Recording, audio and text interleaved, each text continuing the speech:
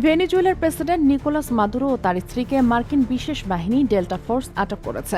এমন দাবি ঘিরে আন্তর্জাতিক অঙ্গনে তীব্র আলোচনা ও প্রশ্নের সৃষ্টি হয়েছে। যুক্তরাষ্ট্রে বিবিসির সহযোগী সংবাদ মাধ্যমকে দেওয়া তথ্যের বরাতে মার্কিন কর্মকর্তারা এই দাবি করেছেন। একই সঙ্গে ৩ জানুয়ারি শনিবার ভোরে বড় পরিসরের এক অভিযানে মাদুরো ও তার স্ত্রীকে আটক করে দেশটির বাইরে নিয়ে যাওয়া হয়েছে বলে সাবেক মার্কিন প্রেসিডেন্ট ডোনাল্ড ট্রাম্পও দাবি করেন। দাবি অনুযায়ী অভিযানে অংশ নেয় যুক্তরাষ্ট্রের ডেল্টা ফোর্স, যা দেশটির সামরিক বাহিনীর অন্যতম অভিজাত ও গোপনীয় সন্ত্রাস বিরোধী ইউনিট।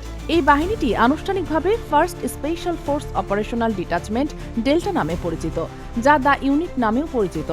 বিভিন্ন সময়ে একাধিক ছদ্মনামেও ইউনিটটি পরিচালিত হয়।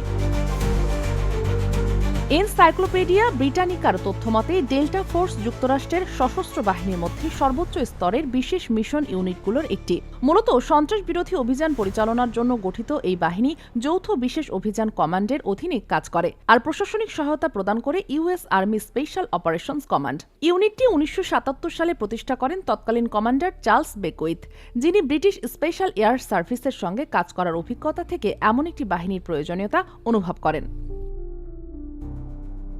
গণমাধ্যমের তথ্য অনুযায়ী ডেল্টা ফোর্সের সদর দপ্তর নর্থ ক্যারোলিনায় অবস্থিত এবং এটি বিশ্বের সবচেয়ে দক্ষ ও গোপনীয় সামরিক ইউনিটগুলোর একটি।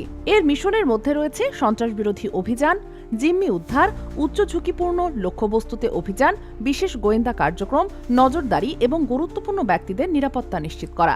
যুক্তরাষ্ট্রের নিরাপত্তা ও আন্তর্জাতিক স্থিতিশীলতা রক্ষাই তাদের প্রধান লক্ষ্য। তবে কথিত এই অভিযান বিস্ফোরণ ও প্রেসিডেন্ট মাদুরো ও তার স্ত্রীকে আটক করার ঘটনার পরিণতি কি হবে তা এখনও স্পষ্ট নয়।